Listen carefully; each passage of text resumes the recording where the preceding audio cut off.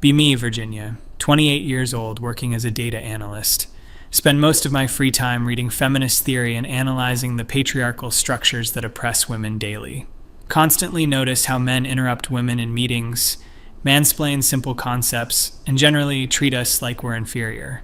Coworkers always rolling their eyes when I point out microaggressions and systemic inequalities.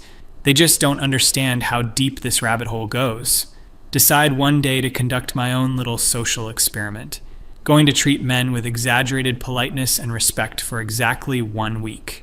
Hypothesis: they'll either become condescending jerks who think I'm weak, or they'll try to take advantage of my submissive behavior. This will prove once and for all how toxic masculinity operates when women aren't constantly on guard. Monday morning, start with the barista at the coffee shop near my office. Usual routine is to order quickly, avoid eye contact, pay, and leave. Today, I'm going to smile, make small talk, say please and thank you.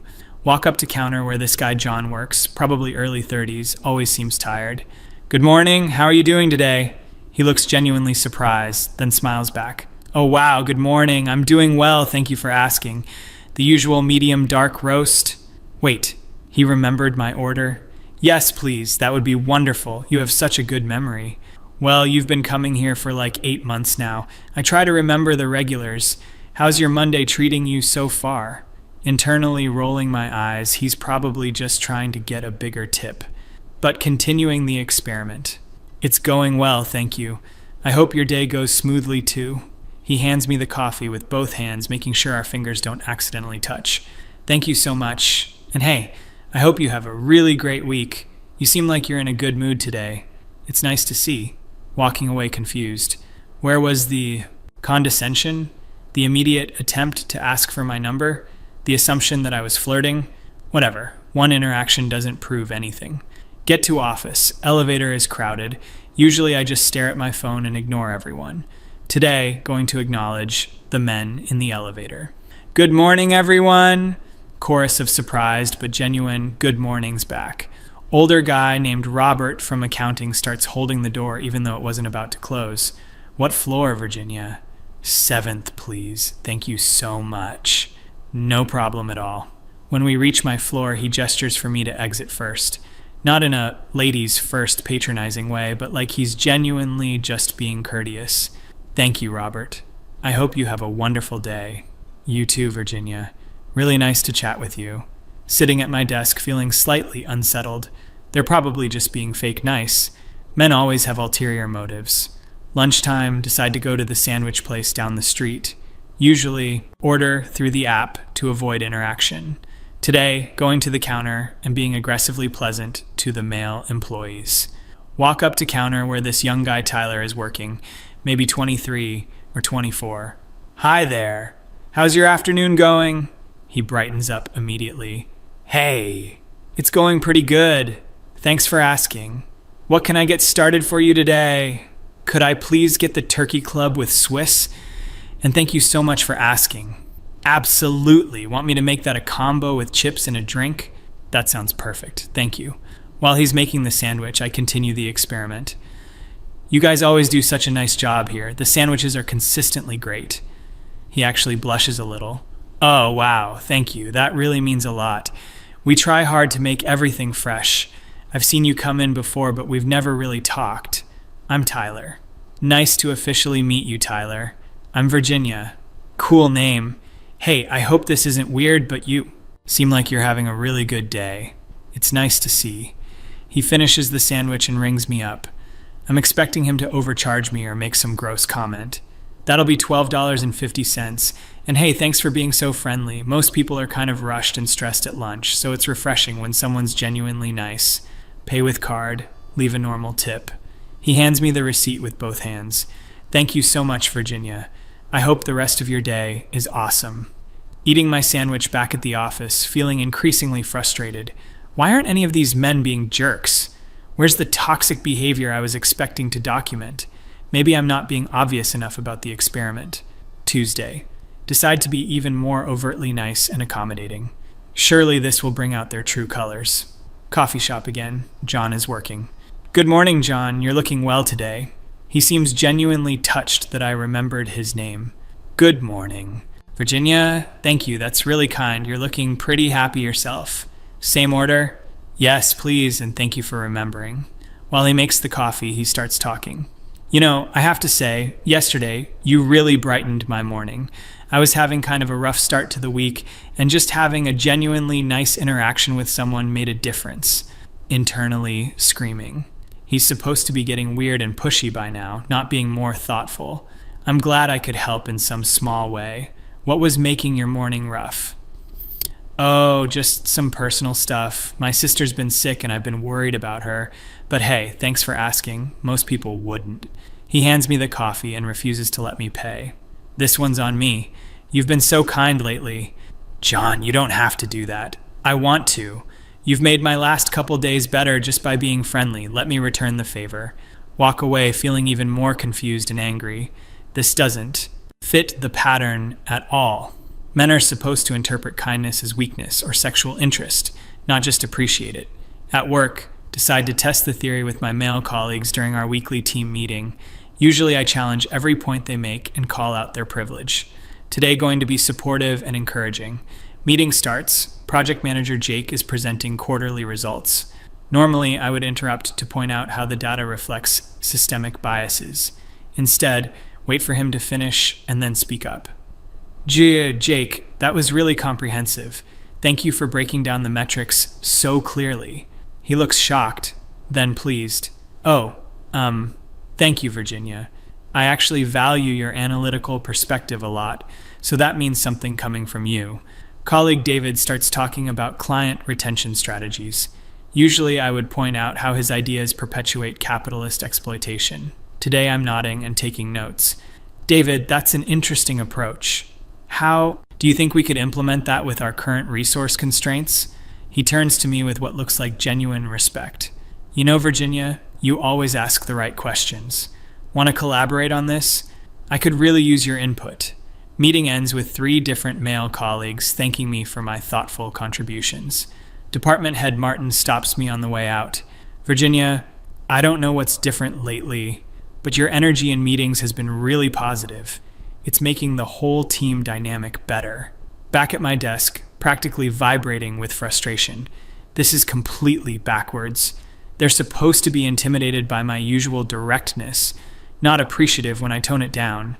Maybe they've always been condescending and I just didn't notice. Wednesday, escalating the experiment. Going to be almost submissively polite and see if that triggers their dominance instincts. Coffee shop. John again.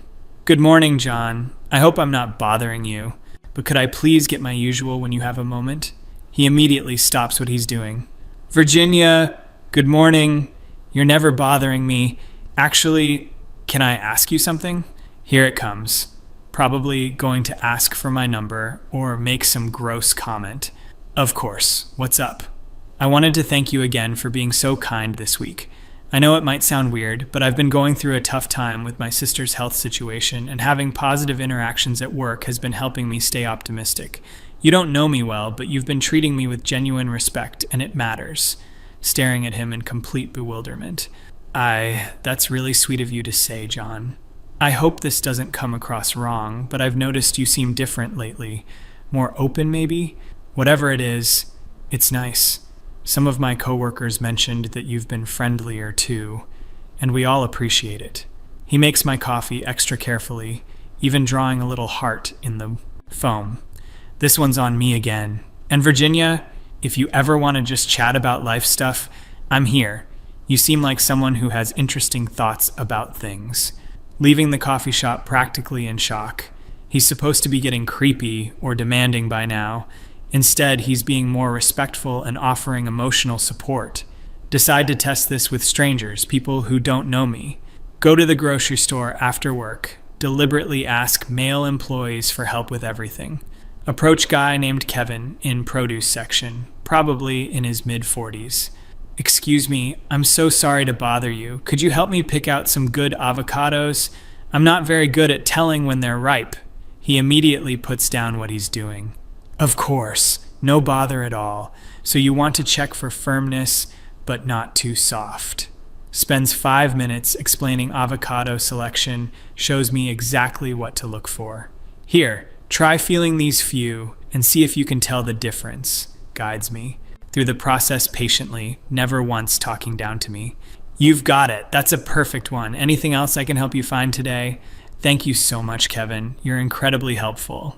My pleasure. That's what I'm here for. Hope you have a great evening. Move to deli counter. Ask the guy working there for recommendations. He spends 15 minutes walking me through different options, lets me sample 3 different cheeses. Never once acts like I'm stupid for not knowing the difference between aged cheddar varieties. Packages everything carefully and wishes me well. Checkout line, male cashier named Alex, probably college age. Did you find everything okay today?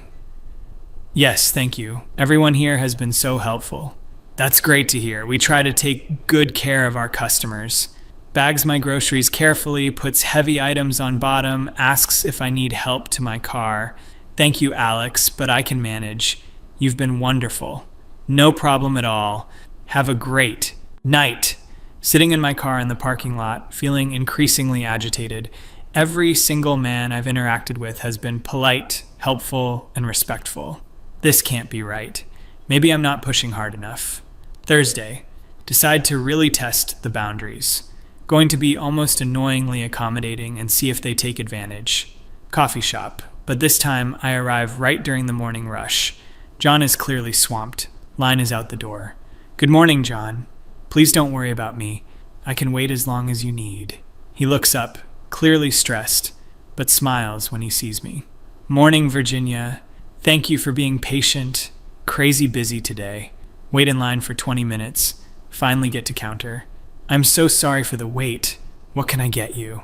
Please don't apologize. You're handling this rush amazingly well. Just my usual when you have a chance.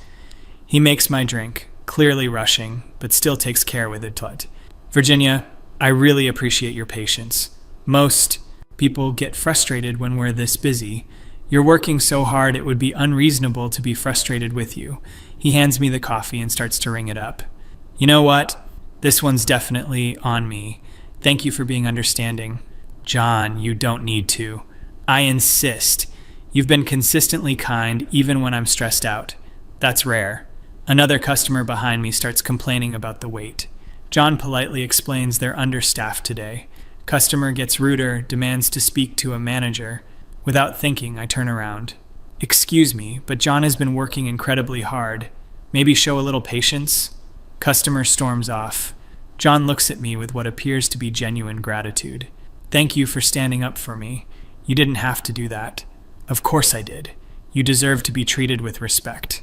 He reaches across the counter and briefly touches my hand.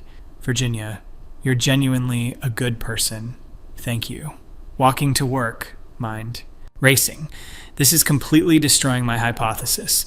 Men aren't taking advantage of my politeness. They're appreciating it and becoming more respectful.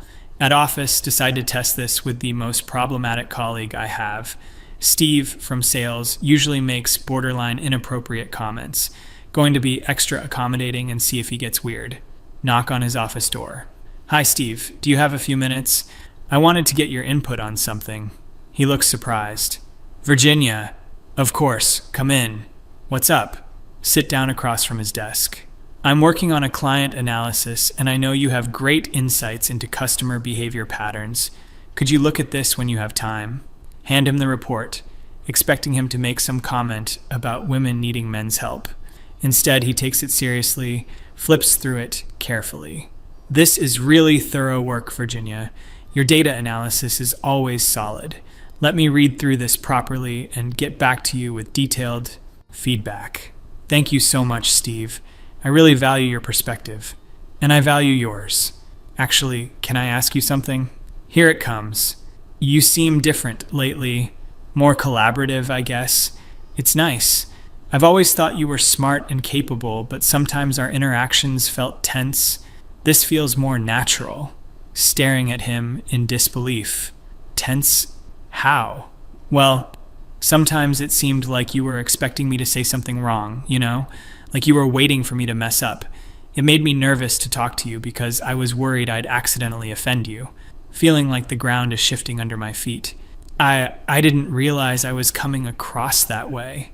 Oh, you weren't mean or anything, just kind of guarded, but this week you've seemed more open to conversation. It's made me realize how much I'd like to collaborate with you more. Leave his office in a daze. He's supposed to be the worst one. Instead, he's telling me that my defensive attitude was making him uncomfortable. Lunchtime, decide to go back to the sandwich shop. Tyler is working again. Hi, Tyler. How's your day going? His face lights up when he sees me. Virginia, hey, great to see you again. Day's going well, thanks for asking. Same as yesterday? Actually, could you recommend something? I trust your judgment. Absolutely. You seem like you'd like the Italian sub. Want me to make it exactly how I think you'd enjoy it? Nodding, watching him work. He's clearly putting extra care into the sandwich. So, I've been thinking about our conversation yesterday. You mentioned being a data analyst, right? That must be really interesting work. It can be. What made you think about that? I'm actually taking some night classes in statistics. Maybe someday I could pick your brain about career paths in that field. He's asking for professional advice, not trying to hit on me. Of course, I'd be happy to help however I can. That's so generous of you. Most people in professional jobs wouldn't take time to talk to someone working food service. Tyler, that's ridiculous. You're clearly intelligent and motivated. Your career path doesn't determine your worth as a person. He stops making the sandwich and looks at me directly. Thank you for saying that. Seriously, I've been feeling pretty discouraged lately about whether I'll ever break into a more analytical field. Having someone with experience tell me I'm on the right track means a lot. Finished the interaction feeling even more confused. He was supposed to interpret my friendliness as romantic interest. Instead, he's treating me like a mentor and genuinely appreciating my encouragement. Friday, last day of the experiment. Decide to push it to the absolute limit.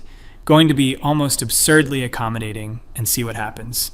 Coffee shop one, final time. John is working, but there's a different energy today. Good morning, John. You seem happier today. I am. My sister got some good news about her health yesterday. The doctors think she's turning a corner. John, that's wonderful. I'm so happy for you and your family. Thank you. And Virginia, I wanted to tell you something. He finishes making my coffee but doesn't hand it to me yet. This week, having genuinely positive interactions with you has reminded me that there are still good people in the world. I was starting to get pretty cynical, but you've been consistently kind without wanting anything in return. That's rare. Feeling a strange tightness in my chest. John, you've been kind too. I try to be, but I'll be honest. Your attitude this week has made me want to be even better. When someone treats you with real respect, it makes you want to deserve it. Hands me the coffee, our fingers brush briefly. Instead of making it weird, he just smiles warmly. I hope you have an amazing day, Virginia. Thank you for making this week better. Walking to work, emotions swirling. This is completely opposite of what was supposed to happen. Where's the toxic masculinity? The condescension? The assumption that kindness equals weakness? Get to office, final test. Going to our department's Friday afternoon meeting. Going to be maximally cooperative and see if the men try to dominate or take credit for my ideas. Meeting starts. Martin asks for updates on various projects. Raise my hand. I'd love to share an update on the client retention analysis. Steve provided some excellent insights that really strengthened the approach. Steve looks shocked that I'm giving him credit. Actually, Virginia's initial framework was brilliant. I just added some minor suggestions. Back and forth continues, with each of us genuinely building on each other's ideas. David jumps in. This is exactly the kind of collaboration that makes our team strong. Virginia, your willingness to incorporate feedback has made this project much better than any of us could have done alone. Meeting ends with multiple people thanking each other. Martin approaches me afterward. Virginia, I have to say, your collaborative spirit this week has been incredible. The whole team dynamic feels more positive. Thank you, Martin. I've been trying to focus more on building people up rather than trail off. Not sure how to finish that sentence. Rather than what? Pause. Realizing I'm about to admit that my usual approach is more confrontational, rather than always looking for problems, I guess. Well, whatever shift you've made, it's working. You've always been talented, but this week you've seemed more approachable. It's brought out the best in everyone. walk back to my desk in a complete mental fog, sit down and stare at my computer screen. Every single prediction I had was wrong. Men didn't interpret my kindness as weakness. They appreciated it. They didn't become condescending. They became more respectful. They didn't try to take advantage. They tried to give back. Start typing up notes from the experiment. Hands are actually shaking as I write. Hypothesis: men will respond negatively to women being accommodating and polite. Results: every single interaction was positive. Men responded with increased respect, kindness, and genuine appreciation. Stare at the words on my screen. Everything I thought I knew about male behavior is crumbling. But maybe this is just a fluke. Maybe these particular men are unusually decent. Decide I need to process this with someone. Call my friend Jessica. Tell her about the week. So, wait, she says. You were nice to men for 5 days and they were nice back? It's more complicated than that. Is it though? Virginia, maybe the problem isn't men being terrible. Maybe the problem is you assuming they will be. Hang up feeling even more agitated. Saturday morning, can't stop thinking about the experiment. Decide to extend it one more day to see if the results hold. Go to a different coffee shop across town, one where no one knows me. Male barista, early 20s, looks tired. Order coffee politely, make pleasant small talk. He brightens up, becomes more attentive. Thanks me for being friendly, says most customers barely acknowledge him. Refuses to accept a tip, says my kindness was tip enough. Go to a bookstore, ask male employee for help finding something. He spends 20 minutes helping me, recommends additional books, never once mansplains or talks down to me. Genuinely interested in my thoughts about different authors. Grocery store, need help reaching something high. Ask male shopper nearby if he could help. He immediately assists, asks if I need help with anything else. When I say no, he just smiles and wishes me well. No weird comments, no expectation of gratitude beyond basic politeness. Sitting in my car after the grocery store, having what I can only describe as an existential crisis. Every single interaction has contradicted everything I believed about men. They haven't been condescending, pushy, or dismissive.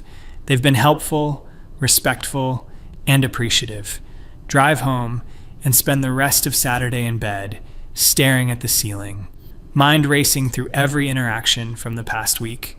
John's gratitude for basic kindness, Tyler's professional aspirations and genuine appreciation for encouragement, Steve's admission that my defensive attitude made him nervous, Martin's observation that my collaborative approach brought out the best in everyone.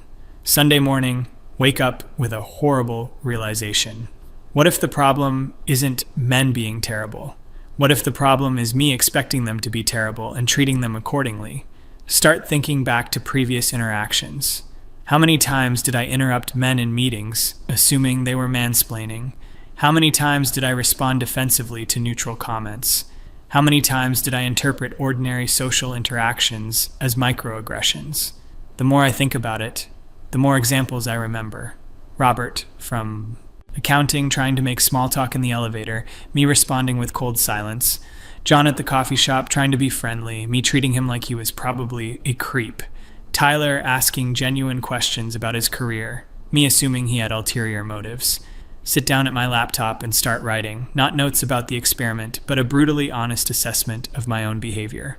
How many positive interactions did I miss because I was looking for problems? How many good men did I treat poorly because I assumed they were bad? How many times did my defensive attitude create the exact tension I was complaining about? The answers are devastating. Probably hundreds of interactions over the years. Countless opportunities to connect with decent people, wasted because I was convinced they were enemies. Monday morning, back to the coffee shop. John is working, smiles when he sees me. Good morning, Virginia. How was your weekend? Suddenly overwhelmed with guilt about how I used to treat him. John, can I ask you something? Of course. Before this week, when I used to come in here, was I rude to you? He looks uncomfortable. You weren't rude exactly, more like all business. You seemed like you didn't want to chat, so I tried to respect that. But did it feel unfriendly? Long pause. Sometimes, yeah. I always wondered if I'd done something to upset you, but I figured maybe you were just having bad mornings, feeling sick to my stomach. John, I owe you an apology. I wasn't having bad mornings. I had some wrong assumptions about men in general, and I treated you badly because of it. He looks genuinely shocked. Virginia, you don't need to apologize. Everyone has off days. No, it wasn't off days. It was every day. For months, you were always polite to me, and I was cold to you because I assumed you had bad intentions. Tears starting to form in my eyes. I'm really sorry. You deserved better than that. He reaches across the counter and gently touches my arm. Hey, it's okay. We all make assumptions sometimes. The important thing is that you recognized it and you're trying to do better. His kindness in the face of my admission makes me start crying harder. You're being too nice about this. I was wrong. Virginia, look at me. You've been nothing but kind this week. People change. People grow. I'm not holding any grudges, okay? Walk to work, crying, mascara, running. Everything I thought I understood about gender dynamics is completely backwards. Men aren't my enemies. They're just people trying to get through their days, hoping for positive interactions. Get to office, go straight to bathroom to clean up my face, stare at myself in the mirror, think about all the male colleagues I've been suspicious of, dismissive toward, argumentative with. How many of them were just trying to do their jobs and be friendly? Walk out to the main office area, see Steve at his desk, remember his comment about feeling nervous talking to me. Walk over to him. Steve, do you have a minute? Sure, Virginia. What's up? I wanted to apologize for making you feel nervous about talking to me. That wasn't fair. He looks surprised. Oh, you don't need to apologize for that. I do, though. I've been thinking about what you said about me seeming like I was waiting for you to say something wrong. That must have been really uncomfortable. He shifts in his chair, clearly not expecting this conversation. Well, I understood that you were passionate about certain issues. I just wasn't always sure how to navigate that. Steve, can I be completely honest with you? Of course. I was waiting for you to say something wrong. I had this assumption that men in the workplace were probably going to be sexist or condescending, so I was constantly on guard. But that wasn't fair to you. He's quiet for a long moment. Virginia, I appreciate you saying that. To be honest, it did make me feel like I was walking on eggshells sometimes, but I also understood why women might feel defensive in a male-dominated workplace. That's generous of you to say, but understanding doesn't make it okay. I should have given you the benefit of the doubt. We talk for another 10 minutes. He shares that he's always valued my analytical skills, but was often afraid to approach me with questions. Admits he's learned to be more thoughtful about workplace dynamics because of interactions with me, even the tense ones. Says he's glad we're having this conversation. Similar conversations with David, with Martin, with other male colleagues throughout the week. Each one revealing the same pattern. Decent men who felt like they were constantly being judged, who walked on eggshells around me, who appreciated the few times I was collaborative. By Friday, feeling emotionally drained but also strangely lighter. Realized that I've been carrying around this enormous burden of suspicion and defensiveness for years, constantly looking for slights, always ready for battle. Exhausting way to live. Coffee shop one last time that week. John behind the counter, as usual. How are you doing, Virginia? You've seemed kind of intense this week. I've been doing a lot of thinking about how I treat people. It's been educational. Good educational or bad educational. Necessary educational. John, I want you to know that you've taught me something important this week. Me? What could I possibly teach you? That kindness isn't weakness. That most people are just trying their best. That assumptions about entire groups of people are usually wrong. He smiles warmly. Those are good lessons, but I think you taught me something too. What's that? That people can change. That it's worth giving someone a second chance even if previous interactions were difficult. Start tearing up again. Thank you for being patient with me when I didn't deserve it. Virginia, everyone deserves patience and kindness, including you. Walking home that evening, reflecting on 2 weeks that completely changed my worldview, spent years convinced that men were the problem. Turns out I was creating many of the problems I was complaining about. My defensive attitude, my automatic suspicion, my readiness to interpret everything negatively. Doesn't mean sexism doesn't exist. Doesn't mean all men are perfect. but it means that treating individual men as if they're automatically guilty until proven innocent is wrong. It means that assuming the worst about people's intentions usually becomes a self-fulfilling prophecy. Sit down that night and write a long reflection. What I learned from treating men with basic dignity. Document the entire experience. How every assumption I had was wrong. How kindness was met with kindness. How respect was returned with respect. How my previous approach had been creating the very dynamics I was fighting against. Think about sharing it, maybe posting it somewhere, but realize that the people who most need to hear this message are probably the least likely to listen, just like I wouldn't have listened 2 weeks ago. Monday morning, back to regular life, but with completely different perspective. Coffee shop. John smiles when he sees me. We chat briefly about his sister's recovery. Normal, pleasant human interaction between two people who treat each other with basic respect. Office, team meeting, contribute ideas, listen to others, build on suggestions. Notice how much better the group dynamic is when I'm not constantly on the defensive. Realize that collaboration produces better results than confrontation. Lunch at the sandwich shop. Tyler asks how my weekend was, tells me about his statistics class. We have a brief but genuine conversation about career development, normal mentorship interaction between two people in different stages of their professional lives. End of the day, reflecting on how much lighter everything feels, no longer carrying around anger and suspicion everywhere I go, no longer exhausted from constantly being on guard against slights that mostly existed in my imagination.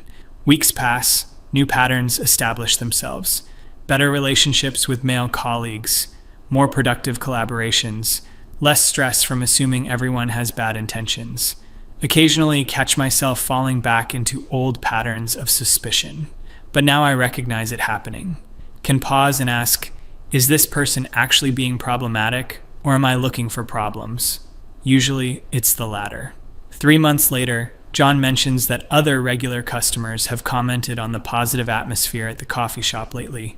Tyler got accepted into a data analytics certification program, partly because I wrote him a recommendation letter.